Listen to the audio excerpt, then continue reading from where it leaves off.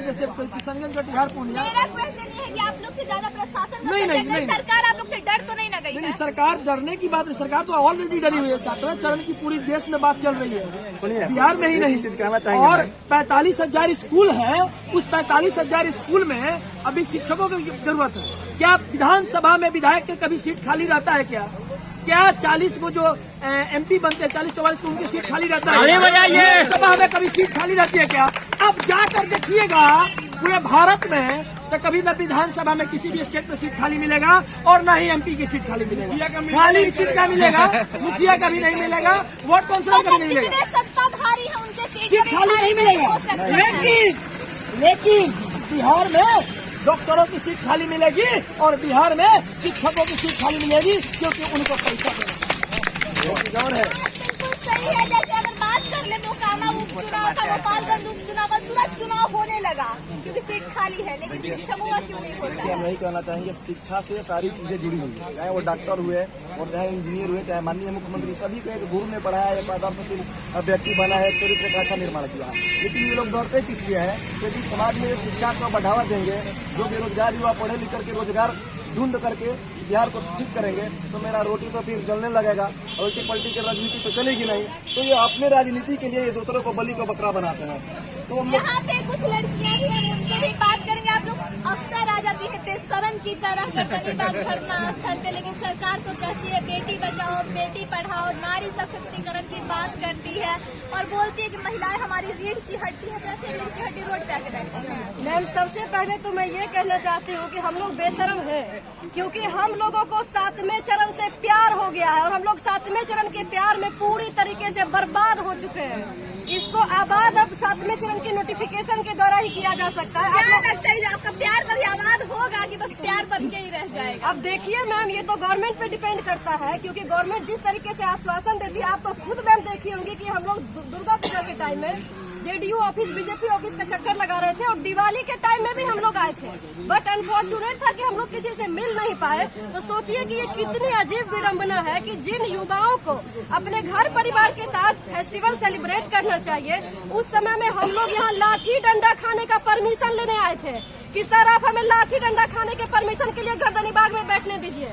तो अब आप ही बताइए कि इनके कथनी और करनी में क्या डिफरेंस है? लाठी डंडा खाने का इतना बेचैनी है? अगर उनको लाठी डंडा मार के ही खुशी मिलता है ना, तो हम लोग कहते हैं कि आप 4 लाठी मार लीजिए, लेकिन उसके बाद भी नोटिफिकेशन दे दीजिए। आप गार्जियन है ना, अगर आप हमें मार सकते हैं तो हम लोगों को प्यार भी आप ही को करना पड़ेगा ना कि हम योगी जी से जाएंगे रोजगार मांगने के लिए, हम पड़ोसी राज्य से नहीं ना जाएंगे रोजगार मांगने के लिए, आप ही से रोजगार मांगेंगे। क्या लगता है लाठी डंडा खाने के बाद भी रोजगार मिलेगा? इसी उम्मीद से तो आए, इसी उम्मीद से और दूसरे जिला के सारे अभ्यर्थी आए हैं ताकि हमको रोजगार मिले। और माननीय मुख्यमंत्री जी बार जो ठगने का हम लोग को काम करते हैं वो बंद कीजिए। तो आप लोग ठगा क्यों जाती हैं? अरे तो क्या करे, वो हमसे संपन्न है, हम उसे लड़ाई नहीं कर सकते हैं, जाकर उन पर बंदूक नहीं डाल सकते। हमारा काम है आंदोलन करना, इस आंदोलन से जीतना। आंदोलन करना काम है, लेकिन आंदोलन के दौरान डंडा भी पड़ता है। कोई बात नहीं, डंडा खाने के लिए रेडी है, डंडा खा उसके लिए भी तो परमिशन देते हैं, डंडा खाने के लिए भी परमिशन देते हैं जाके थाना से कि भाई इज्जत से डंडा। हाँ बिल्कुल ही कहते हैं भाई आओ तुम डंडा खाने का परमिशन दो हमें, तब ना। मतलब इज्जत और प्रेम के साथ डंडा खाने का।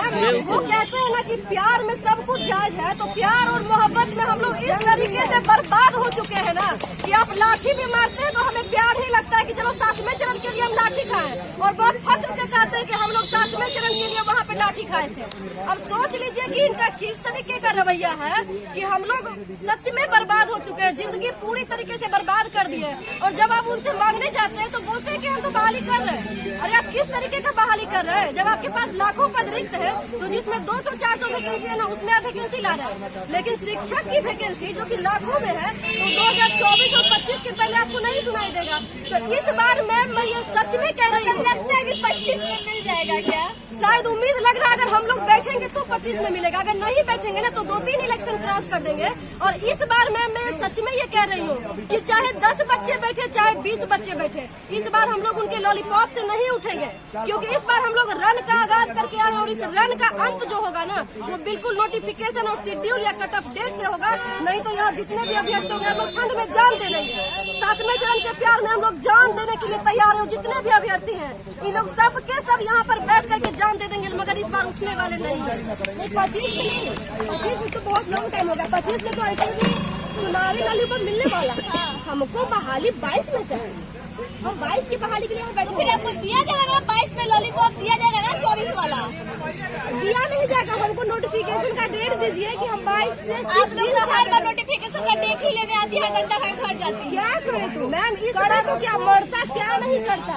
हमारा आंदोलन हथियार है, इस हथियार से लड़ेंगे और जीतेंगे और इस बार जीत कर ही जाएंगे, क्योंकि हम लोग का जो इसके लिए करो और मरो, ये हमारा प्रण है।